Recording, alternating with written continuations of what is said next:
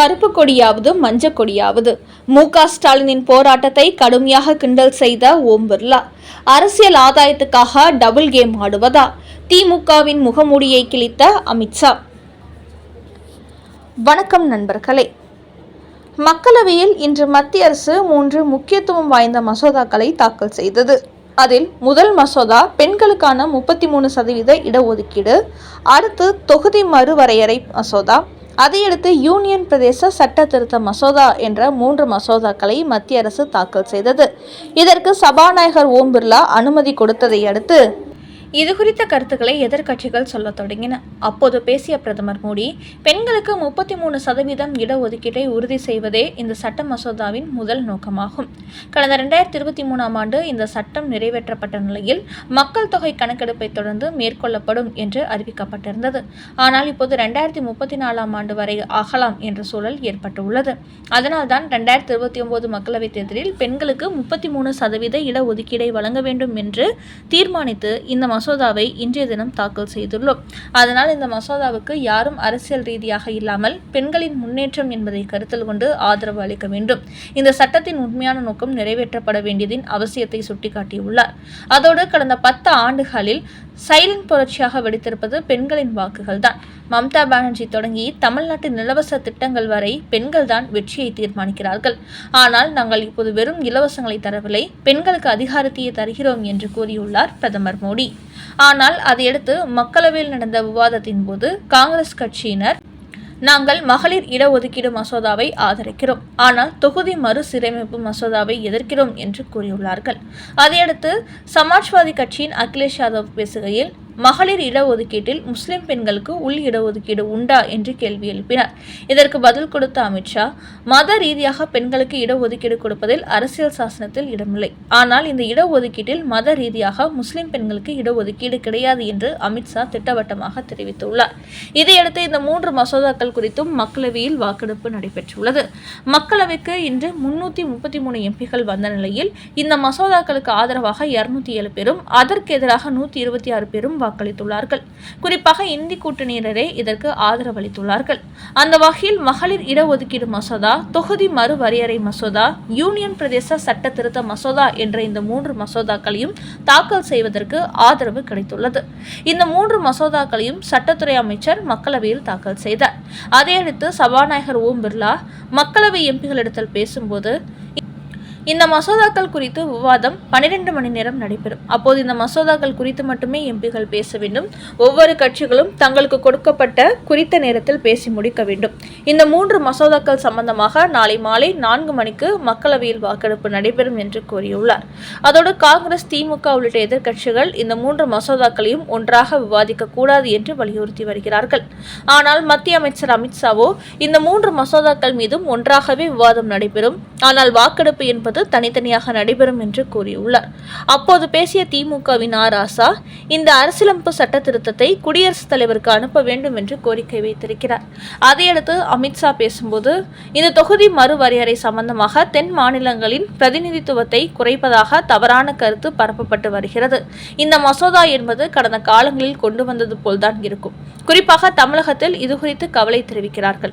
ஆனால் தற்போது தமிழ்நாட்டில் 39 லோக்சபா தொகுதிகள் உள்ள நிலையில் அடுத்து 7.18% அதிகரித்து புதிய சட்டம் அமலுக்கு வந்ததும் அந்த எண்ணிக்கையானது 59ஆக உயரப்போகிறது. 816 எம்பிகளில் தமிழகத்தின் பங்கு 7.23ஆக இருக்கப் போகிறது. இதனால் தமிழ்நாட்டுக்கு எந்தவித இழப்பும் இல்லை, மாறாக லாபமே கிடைத்துள்ளது. அதனால் இதுகுறித்த கணக்கு வழக்குகளை எடுத்து பார்க்க வேண்டும். மற்ற மாநிலங்களுக்கு நம்மை விட கூடுதலாக வருகிறதே என்று குழப்பிக் கொள்ளாமல் தமிழ்நாட்டுக்கு உரிய தொகுதிகள் கிடைக்கும் என்ற கோணத்தில் இதை அணுக வேண்டும். ஆனால் தமிழக முதலமைச்சர் மு.க. ஸ்டாலின் தொகுதி மறுவரையில் அரசியல் செய்கிறார், மக்களை பயமுறுத்துகிறார், குழப்புகிறார். அவரது செயல்பாடு இந்திய அரசியல் சாசனத்திற்கு எதிரானதாகும். அதோடு 2029ஆம் ஆண்டுக்கு முன்பு இது அமல்படுத்தப்படாது. அதுவரை தற்போதுள்ள தொகுதியின் அடிப்படையில் தான் தேர்தல் நடக்கும். அதனால் தற்போது கட்சிகளுக்குள்ள எம்பிகளின் எண்ணிக்கையை குறைத்து விடுவார்கள் என்று யாரும் கருத வேண்டாம் என்றும் அமித்ஷா தெளிவுபடுத்தியுள்ளார். ராசாவை தொடர்ந்து திமுகவின் ஆர் பாலு மக்களவையில் பேசும்போது, மகளிர் இடஒதுக்கீடு என்ற அடிப்படையில் நீங்கள் தொகுதி மறுவரையறை சேர்த்து கொண்டு வருகிறீர்கள். இதைத்தான் நீங்கள் தமிழக முதலமைச்சர் மு.க.ஸ்டாலின் எதிர்க்கிறார். அதனால்தான் இன்றைய தினம் அவர் கருப்பு உடை அணிந்து கருப்பு கொடி ஏந்தி போராட்டம் நடத்தினார் என்று பேசினார். அதை கேட்ட சபாநாயகர் ஓம் பிர்லா, நீங்கள் கருப்பு கொடி காட்டினால் என்ன, மஞ்சள் கொடி காட்டினால் என்ன, அதற்கும் இந்த மசோதாவுக்கும் என்ன சம்பந்தம்? இது நாட்டின் நலன் கருதி கொண்டு வரப்பட்டுள்ளது. அதனால் இது போன்ற விவகாரங்கள் எல்லாம் நீங்கள் அரசியல் ஆதாயத்துக்காக டபுள் கேம் ஆடக்கூடாது என்று அதற்கு எதிர்ப்பை பதிவு செய்திருக்கிறார் ஓம் பிர்லா. அந்த வகையில் இன்றைய தினம் இந்த 3 மசோதாக்களுக்கும் காங்கிரஸ், திமுக உள்ளிட்ட எதிர்க்கட்சிகள் எதிர்ப்பு தெரிவித்த போதும் உறுப்பினர்களின் ஆதரவு கிடைத்திருப்பதால் இன்று நடந்த இந்த வாக்கெடுப்பில் மத்திய அரசு வெற்றி பெற்றுள்ளது. நாளையும் இது குறித்து விவாதம் நடைபெற்று மாலை 4 மணிக்கு நடக்கும் இந்த வாக்கெடுப்பில் வெற்றி பெற்று இந்த 3 மசோதாக்களுக்கும் வெற்றி பெற்றுவிடும் என்பது தெரியவந்துள்ளது. அடுத்த செய்தி, தொகுதி மறுசீராய்வு என்பது மோடி ஆட்சியில்தான் கொண்டு வரப்படுகிறதா? தமிழ்நாட்டு மக்களை குழப்பும் மு.க.ஸ்டாலின்.